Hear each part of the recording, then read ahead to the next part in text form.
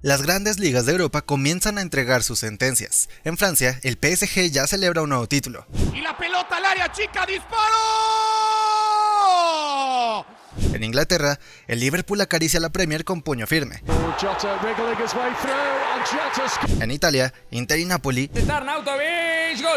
protagonizan una batalla campal por el Scudetto. Toca con Lukaku, ahí está. ¡Gol!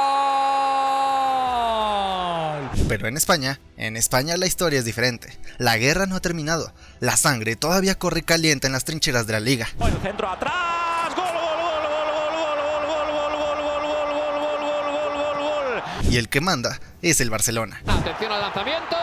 ¡Gol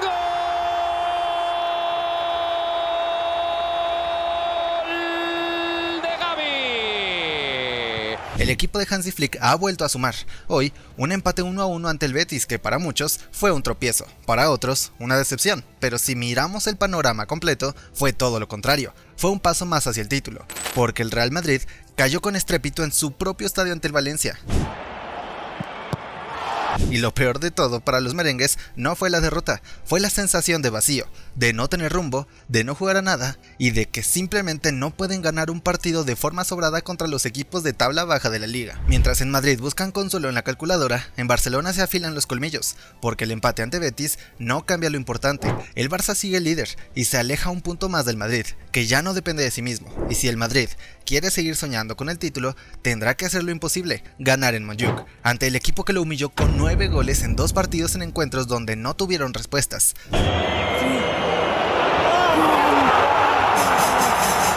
No tuvieron fútbol.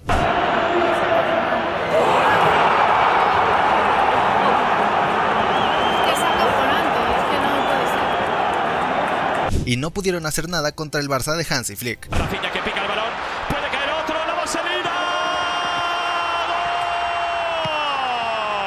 ¡Gol! La fecha está escrita en fuego, 11 de mayo. Ese día puede cambiarlo todo. Si el Barça sigue firme, si supera cada obstáculo de la liga jornada a jornada, si Flick logra mantener el foco y la rotación justa sin volver a cometer los errores de diciembre, entonces Montjuic podría ser el escenario de la gloria absoluta. Allí, en casa, con su gente, el Barcelona podría alzar el título justo frente al Real Madrid, pero más allá de lo simbólico, de la humillación deportiva que eso significaría para los blancos, lo que está en juego es algo mucho más profundo, la validación de un proyecto, porque la grandeza no se mide solo en goles o partidos ganados, se mide en constancia, en resiliencia, en carácter, se mide cuando tu cuerpo ya no da más, pero encuentras la forma de seguir ganando. Hoy, tanto el Barça como el Madrid dejaron puntos en el camino, pero las sensaciones son totalmente opuestas. El Barça empató, sí, pero peleó hasta el final, dominó y cayó solo por desgaste físico, porque jugar cada 3 días no es poca cosa, y aún así, el equipo muestra orden, intención y jerarquía. En cambio, el Madrid volvió a quedar en evidencia, una plantilla millonaria,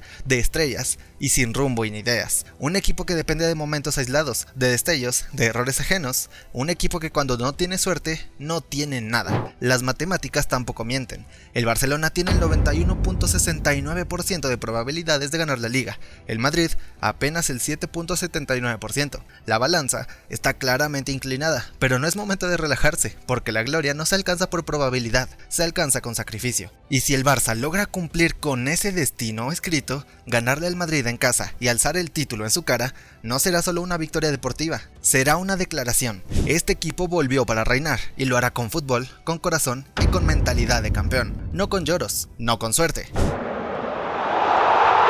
ni con rachas de individualidades. Y aquí llega el giro, el verdadero punto de quiebre de esta temporada. El Real Madrid ha comenzado a pagar sus errores, y el tropiezo en casa contra el Valencia no fue casualidad, fue la consecuencia inevitable de un cúmulo de decisiones erróneas. Porque seamos sinceros, ¿de verdad pensaban que podían sobrevivir la temporada más larga del fútbol moderno sin fichar? Sin Carvajal ni Militao durante meses, con una defensa parchada y un centro del campo obligado a mutar cada semana, apostaron a que todo se resolvería con mística, pero la realidad es otra. Ancelotti pecó de exceso de confianza, Valverde de lateral, Tchouaméni de central y Vinicius lanzando penaltis. todo parece parte de un experimento constante. El Madrid ha jugado a ser invencible, pero sin estructura. Y ahora que llegan los partidos de verdad, el castillo de naipes empieza a derrumbarse. Designar a Vinicius como el tirador de penaltis fue el mayor error, no solo por el fallo ante el Valencia, sino porque el Madrid tiene a Mbappé, un jugador que le marcó 3 penaltis al Dibu Martínez en la final de un mundial. Dibu, gol de Francia. No hay excusa, en un equipo serio, el mejor es el que lanza los penaltis, y ese es Kylian. Pero el problema va más allá de los tiros desde los 11 metros. Este Madrid no corre, no impone y no asusta. Tiene talento, sí, pero carece de alma. Ancelotti ha perdido el control del vestuario. Hay egos desbordados, decisiones que no se respetan. Un equipo que cree que puede ganar caminando. Y no, en el fútbol no se gana caminando. El resultado es claro, el Madrid está prácticamente fuera de la carrera por la Liga, a menos que el Barça pierda 3 de los 8 partidos restantes, algo altamente improbable. Los blancos tendrán que decir adiós al campeonato, y no por mala suerte, por mala planificación, la falla de fichajes, el desgaste de una plantilla que ya venía tocada, la ausencia de liderazgo real y las malas decisiones tácticas han hecho que el Bernabéu, una vez más, despierte con resaca y frustración. No se puede aspirar a todo con un equipo que no tiene orden ni dirección. Ahora, lo más grave, el Barça puede ser campeón en la cara del Real Madrid, y si eso ocurre, no será un golpe anímico únicamente, será un terremoto institucional, porque este Madrid, por más estrellas que tenga, no está a la altura de las expectativas, y ahora lo está pagando caro. Vamos a hablar de lo que de verdad pasó en ese partido entre el Real Madrid y el Valencia, porque si alguien aún cree que esta derrota fue casualidad o mala suerte, está completamente equivocado. Lo que ocurrió en el Bernabéu fue un espejo, un reflejo claro y brutal de los errores tácticos y estructurales que arrastra este Madrid. El primer error imperdonable fue colocar nuevamente a Tchouaméni como central, en un partido donde el Madrid ya tenía la baja de Courtois, de Lunin y donde el portero titular era un chico de 19 años haciendo su debut en el Bernabéu. Lo más sensato era poner una defensa consolidada, con experiencia y jerarquía. ¿Qué hace Ancelotti? Repite el experimento, y no solo eso, deja jugadores como Asensio y Alaba en el banquillo, mientras lanza al francés, un mediocentro de contención, a improvisar en la última línea. El resultado, un Madrid frágil, nervioso y sin el orden necesario atrás. Pero ojo, hay que darle el mérito que merece al Valencia. Rubén Baraja planteó un partido perfecto, un 5-4-1 sólido, compacto, diseñado para resistir las embestidas de Mbappé, Bellingham y compañía. Cada vez que el Madrid buscaba filtrar un pase o desbordar por las bandas, el Valencia formaba 2 líneas defensivas que se movían en bloque, anulando cualquier intento de superioridad numérica y obligando a los blancos a disparos lejanos o jugadas forzadas. Mbappé fue quien más intentó romper esa barrera, bajaba para recibir, arrastraba marcas y liberaba espacios que Brahim o Bellingham intentaban atacar, pero todos esos esfuerzos fueron estériles ante una actuación monumental de Mamardashvili. El arquero georgiano del Valencia estuvo simplemente intratable, atajó 8 disparos claros, salvó 2,28 goles según las estadísticas de goles esperados y prácticamente cerró la portería con candado y cadena. El Madrid generó un total de 3,7 goles esperados, pero solo convirtió 1, eso significa que le faltaron casi 3 goles para igualar su producción ofensiva real, y no fue porque los delanteros fallaron todo, fue porque el arquero del Valencia jugó el mejor partido de su carrera, convirtiéndose en el MVP sin discusión, y ahí no acaba el problema para los blancos, porque el gol de la victoria del Valencia llegó como un manual de cómo castigar a este Madrid que fue atacando los espacios rápidamente que se generaban a las espaldas de los laterales del Real Madrid, ya sea de Lucas Vázquez o de Fran García, o en su caso David Alaba, que fue el que terminó el partido en la banda izquierda. El centro atrás, gol, gol, gol, gol, gol, gol, gol, gol, gol, gol, gol, gol, gol. No es nuevo, ya lo han sufrido en varios partidos y sigue sin solución. El Madrid es un equipo desbalanceado, tiene nombres, sí, pero no tiene equilibrio, y si no hay equilibrio, no hay títulos. El Valencia supo esperar, castigar y resistir. El Madrid simplemente volvió a demostrar que tiene muchas más debilidades de las que su afición está dispuesta a aceptar, y con esta derrota, el Madrid tiene menos del 15% de probabilidades de ganar la Liga, mientras que el Barça tiene un 80% de chances de levantar el título. Pero si alguien puede ser responsable de esta derrota, es Vinicius Jr. Y aquí es donde todo se empieza a derrumbar para el Real Madrid, porque si hablamos de los verdaderos enemigos internos de este equipo, hay que poner nombre y apellido: Vinicius Jr. El brasileño no solo ha perdido consistencia en su juego, también ha dejado en evidencia que su ego está por encima del colectivo, y eso, en un club como el Madrid, es letal, es decir, lleva un gol en los últimos 5 partidos de liga. En teoría, el balón de playa debería ser más determinante, ¿no creen? El penalti fallado contra el Valencia no fue un error aislado, fue un acto de arrogancia, un acto que reflejó perfectamente el desorden interno del Madrid, porque nadie entendió cómo, con Mbappé en el campo. Vinicius fue quien tomó el balón, no hay lógica deportiva que lo justifique, solo hay una respuesta: Ancelotti no tiene control. Vinicius hizo lo que quiso, y lo hizo mal. Ese fallo fue el clavo que cerró el ataúd de la liga para los blancos. En Champions ya habían fallado un penalti crucial ante el Atlético de Madrid. 2 momentos, 2 errores, 2 avisos. Pero en el Madrid los egos mandan, y Vinicius cree que está por encima de todos, incluso de sus compañeros.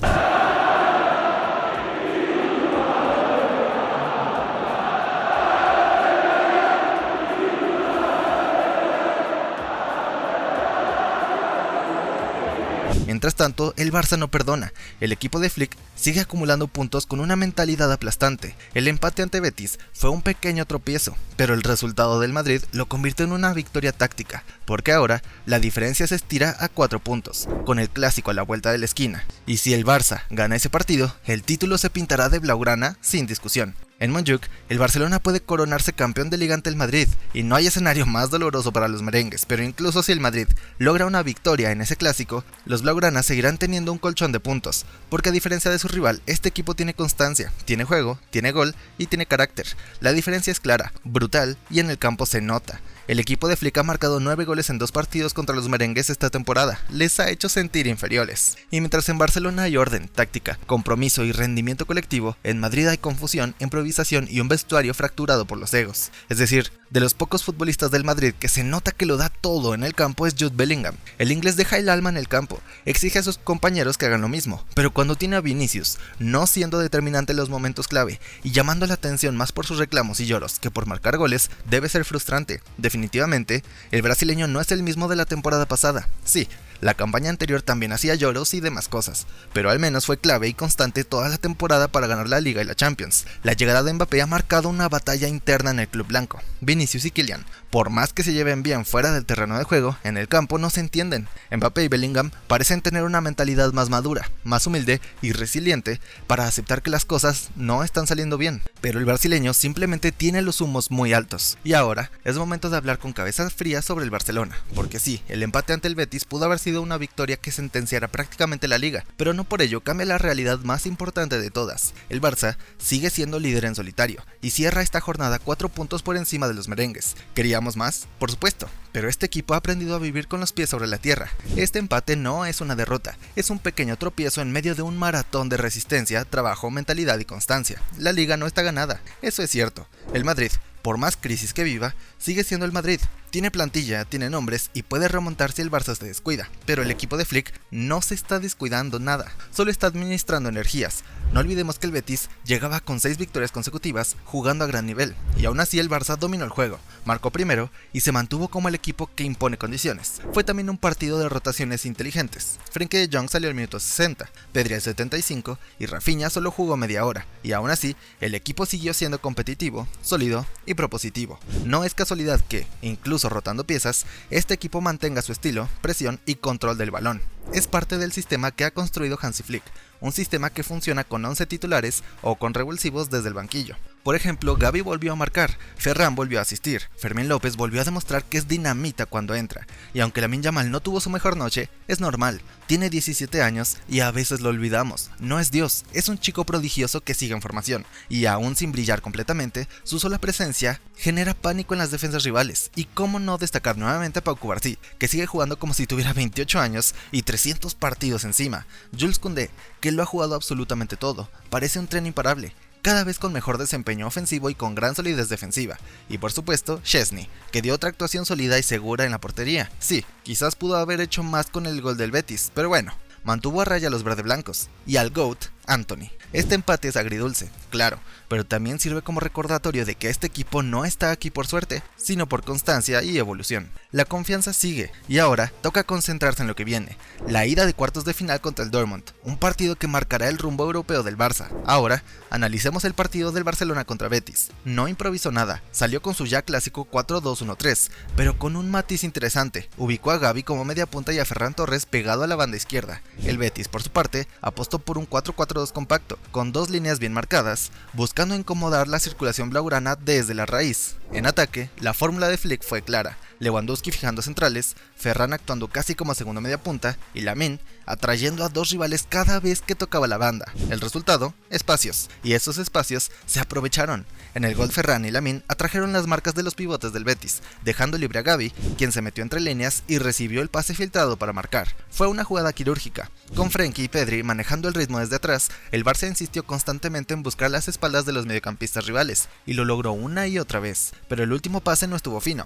Ahí estuvo el verdadero pero del partido. Mucho control, poca contundencia final. Por bandas, el trabajo fue mixto. Lamine ayudó a que Koundé tuviera libertad por derecha para atacar desde segunda línea, y por la izquierda, Balde fue un puñal constante, aunque su espalda quedó expuesta más de una vez, especialmente entre las transiciones rápidas que el Betis buscaba explotando a Antony. Y llegó el empate, en una jugada que parecía controlada. Ronald Araujo tardó en reaccionar al centro, y Nathan apareció en el área para empujar el gol. Un pequeño error, un gran castigo. Pero incluso con ese gol, el Barça nunca perdió el control emocional del encuentro, mantuvo el dominio, la posesión y la intención.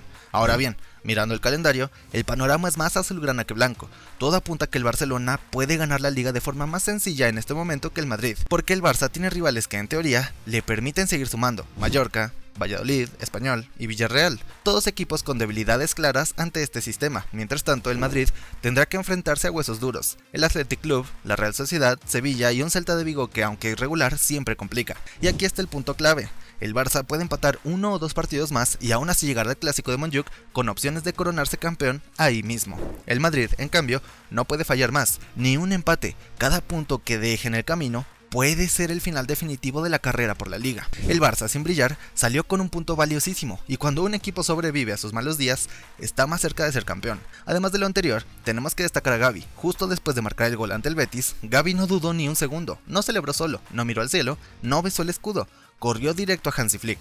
Un abrazo sincero, una imagen que no necesita palabras, porque ahí, en ese gesto, se resume una historia de confianza, paciencia y renacimiento. El técnico alemán ha sido mucho más que un entrenador para Gavi en esta temporada. Ha sido guía, respaldo y sobre todo, el arquitecto silencioso de su recuperación emocional y futbolística. Desde su regreso, Flick ha ido llevándolo con precisión quirúrgica, sin prisa, sin presión. Lo ha probado de extremo, de interior, de pivote, de media punta, buscando no solo un lugar en el esquema, sino el momento en el que el alma competitiva de Gavi volviera a florecer.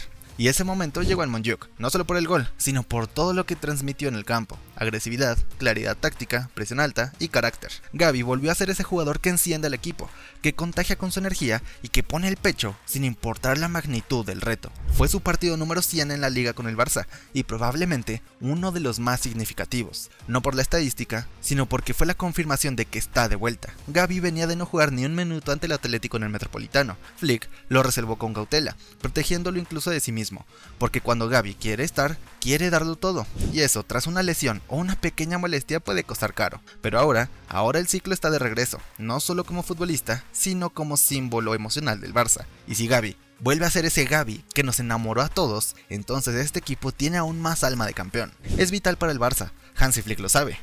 Tuvo una lesión muy grave y está de vuelta, y cada vez está mejor, y cada semana podemos ver que va mejorando. No tengo ninguna duda de que volverá a estar a su nivel, y yo creo que entre todos podemos ayudarle a mejorar su nivel y estar al 100%, sin duda. Y también creo que jugará la Copa del Mundo, el Mundial para España el año que viene. Ahora, amigos míos, se aproxima el clásico de la final de Copa del Rey y el clásico de Liga. Estos dos encuentros pueden definir por completo la temporada. ¿Qué podemos esperar de estos dos partidos? Primero que nada, el Madrid viene de cometer errores constantes contra los blaugranas. Los merengues llegan a la fase decisiva de la temporada en su peor momento. La plantilla, que comenzó el curso con la ambición de arrasar en todas las competiciones, hoy se ve lenta, predecible y rota. Ni siquiera el talento de Mbappé, la potencia física de Bellingham o el balón de playa Vinicius Jr. pueden sostener a un equipo que ha perdido su chispa. El Real Madrid ha pasado de ser un conjunto que ganaba por inercia a uno que sufre incluso ante rivales como el Leganés y que necesita de polémicas para conseguir los 3 puntos. Y la situación se agrava cuando el rival enfrente es el Barça, porque si hay un equipo que ha sabido desnudar las debilidades de los merengues, ese ha sido el conjunto de Hansi Flick. La final de Supercopa fue una masacre. 5-2. El partido de Liga en el Bernabéu, otro baño de realidad. 4-0. 9 goles en 2 partidos. Una humillación táctica, física y anímica. El plan del Barça ha sido siempre el mismo: atacar los espacios, los desajustes, los errores individuales que el Madrid comete cada vez con más frecuencia. Cuando los mediocentros no logran cerrar los espacios, cuando los laterales son desbordados sin ayuda y cuando la línea defensiva no encuentra cohesión, el Barça lo aprovecha, y no solo lo aprovecha, lo castiga sin piedad. Jugadores como Rafinha y Lamine Yamal han hecho pedazos a Lucas Vázquez y a Mendy. Cada duelo 1 contra 1 ha sido una tortura para los defensores blancos. Cada vez que Valde o Koundé se suman al ataque, el Madrid sufre una inferioridad numérica brutal. Y es que este Barça tiene automatismos bien ensayados, no improvisa, no titubea, va directo al corazón del rival. Y cuando no es por las bandas, es por dentro, con Pedri, Gavi, Casado, Olmo. Ahora será Frenkie de Jong debido a la lesión de Marc, pero el mediocampo blaugrana ha dominado a su antojo al del Madrid. En lugar de ceder la posesión, Flick ha confiado en su juego de posición y ha priorizado la conexión entre interiores y extremos. Gavi y Pedri están en un momento sublime, manejan los ritmos, controlan los tiempos y sobre todo, entienden la perfección de cuándo acelerar y cuándo pausar. La transición ofensiva del Barça ha sido otro de sus sellos esta temporada. Cada recuperación es un ataque, cada pérdida del Madrid una oportunidad de gol, porque Flick ha apostado por un Barça vertical, que piensa hacia adelante, que rompe líneas con pases quirúrgicos y que tiene delanteros que entienden cómo ocupar los espacios libres. Lewandowski, Ferran, Rafinha y Yamal lo hacen todo bien. ¿Cómo se frena eso? El Real Madrid, en cambio, no encuentra soluciones. Ni Camavinga ni Valverde han sido capaces de tapar las bandas. Tchouaméni sigue jugando fuera de posición, Rudiger es el único sólido en defensa, y mientras tanto, Vinicius sigue más preocupado por provocar que por marcar. Así, se acerca el final de una temporada que ya huele a gloria blaugrana. El Barça ha dejado de ser un equipo en transición para convertirse en una máquina de competir, de ganar y de humillar. Los merengues, por su parte, se asoman al abismo de una campaña sin títulos. Si siguen así, ni Liga, ni Copa, ni Champions. Nada, porque este Barça no perdona, este Barça destruye, este Barcelona no tiene piedad, y cuando los focos apunten al Montjuic, será para ver al Madrid inclinar la cabeza mientras el Barça gana la Liga. Y si todo sigue su curso, ese día será recordado para siempre, como el día en el que el Barça se coronó campeón en la cara del Real Madrid. Será una temporada para la historia, una temporada en la que Flick convirtió dudas en certezas, en la que Ferran se volvió un tiburón de verdad, y en la que Lamine Yamal se consagró como uno de los mejores jugadores del mundo, y en la que el Real Madrid se quedó con las manos vacías después de formar un equipo de galácticos. Porque el fútbol no premia nombres, premia proyectos, premia convicción, y hoy el único proyecto que merece títulos se llama Fútbol Club Barcelona.